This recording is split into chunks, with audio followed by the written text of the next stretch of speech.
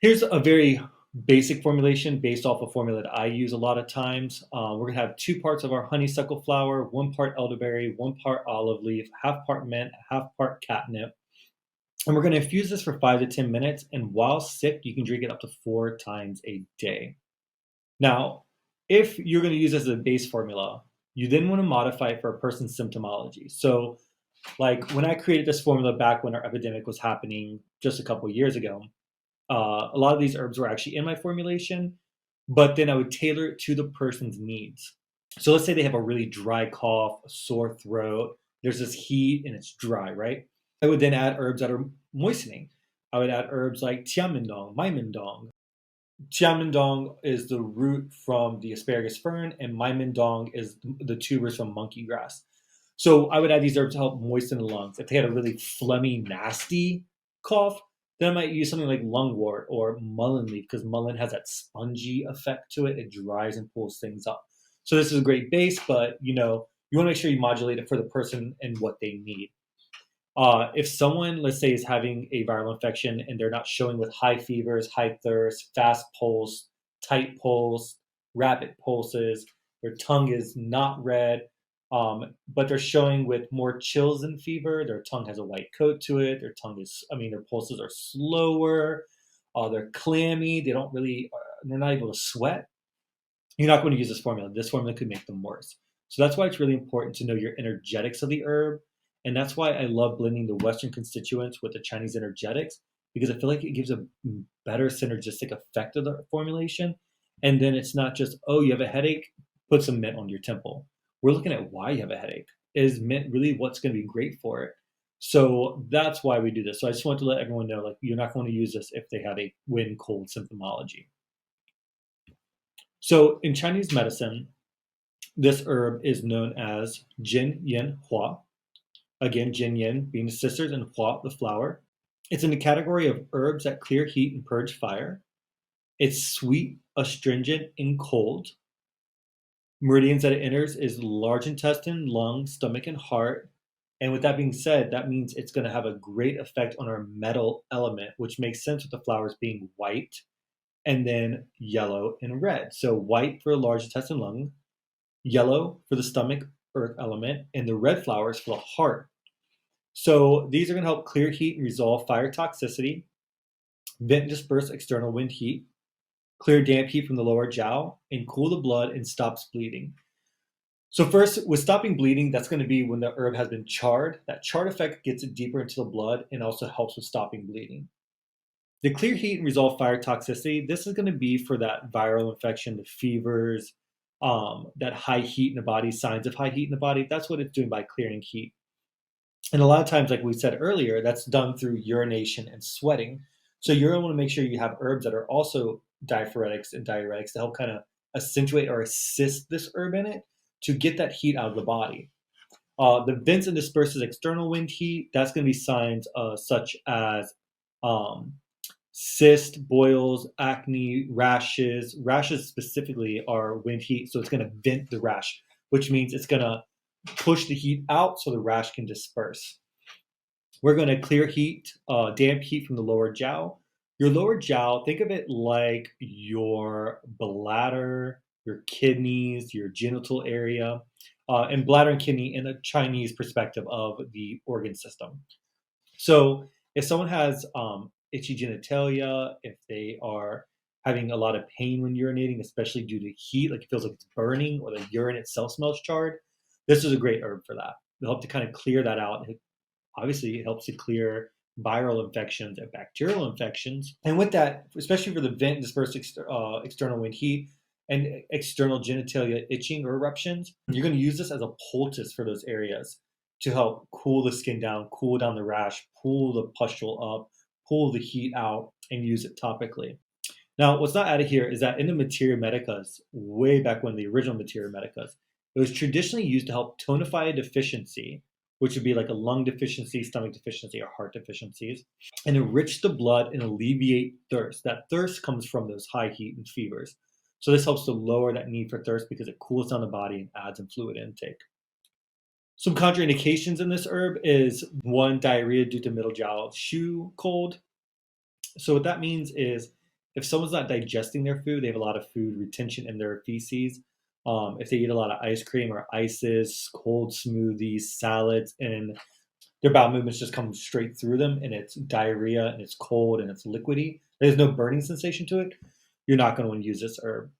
If a patient's cold in nature, like they're always chilly, they're always cold, cold to the touch, poor circulation, you're not using this herb. Yin ulcers or qi deficiency sores, you're not going to use it because this is cooling. Qi deficiency sores and yin ulcers are kind of like your bed sores, sores that aren't healing. They take a really long time to heal, but there's no redness or heat to them. Those are going to be your yin and qi deficiency sores. The reason for all this is this herb is cold in nature. You don't want to put ice on ice or put a fan on someone that's cold. So this does cool the person, so you don't want to use it with cold symptoms. If you're using it externally or even internally for like pustules and boils, trying to get them out of the skin, once they come to a head, you're going to want to take that dose and instantly lower it so you don't over infuse your body with this cold herb. And then last but not least, just a warning for this herb. I need to keep digging in and finding out the reason why. I do believe I just found an article that was written about the classics of Chinese medicine. But you're not going to store this, cook this, or use this herb with anything that's made of iron. Again, I'm not sure the exact reason, but you just don't.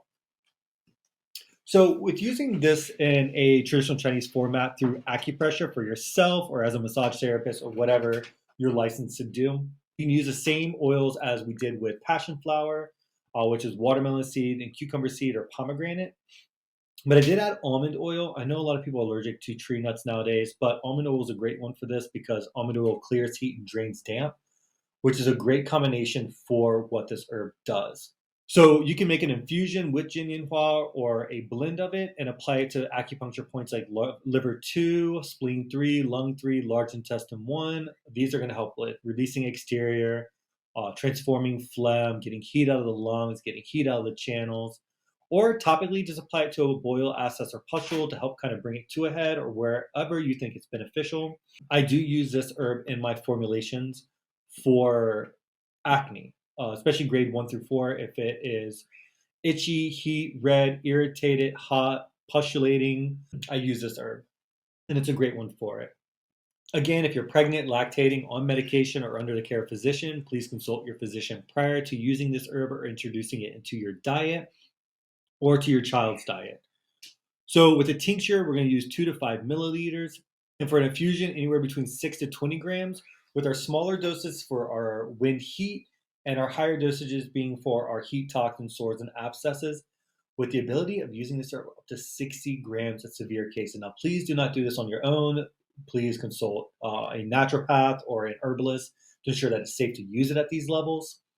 So if you just have a high fever and you're feeling a little down, you're going to use the lower end. But if you have a high fever and you now sweat out so much you can't sweat anymore, you're just not getting better, your thirst is unquenchable, you're going to use those higher doses. But again, consult a physician or a naturopathic doctor, homeopathic doctor, whatever is in your state legally allowed to do it, or certified herbalist to see if this herb is recommended for you. So the children, again, I still have pregnant or lactating, hopefully none of the children are, but it's still on there, as well as introducing any of these herbs to your children. You want to speak to the physician or their pediatrician. So the adult dose, it's really the way it goes for a child's dose is a child's weight divided by 150 and then multiply that by the recommended dosage. So if we go back and we take the 6 grams, let's say we're going to the lowest end just to be on the safest side for your child, that's only 50 pounds. You're going to do 50 by 150, which gets you that 0.33333, which is a third of the dose. So you're going to take that 1/3 of the dose of the 6 grams, and that is 2 grams. So for a child at 50 pounds, you're going to only want to give them 2 grams of this herb in a day. So just take a picture of this, screenshot it, do whatever you need. But there's other formulations on how to do it for children's dosages, but this is the way I was trained and way I see it done most often. Just because there's not been a lot of studies on it for people who are pregnant or lactating. They say not to use it when pregnant or lactating without the guidance of your physician, or especially if you're allergic to this herb, don't use it. If irritations come up, stop using it.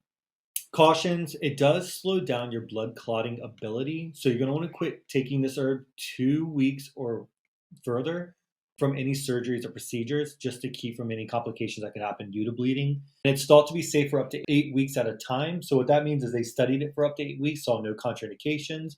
So they would tell you, and what I would suggest to you is you could take this as kind of like a tonic for up to 8 weeks, and then you're going to take a 1 week to 2 week break.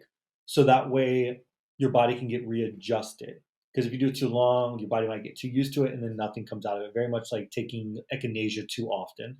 You should do it for 3 weeks, off two, on three, off two, on three, off two, so forth. So for this one, be on 8, off two, on 8, off two, or 1, depending. From here, we're going to go into its spiritual uses, which has a whole nother story to it. So if spiritualism is not your thing, you're not interested in it, this is going to be the part 3 of the video.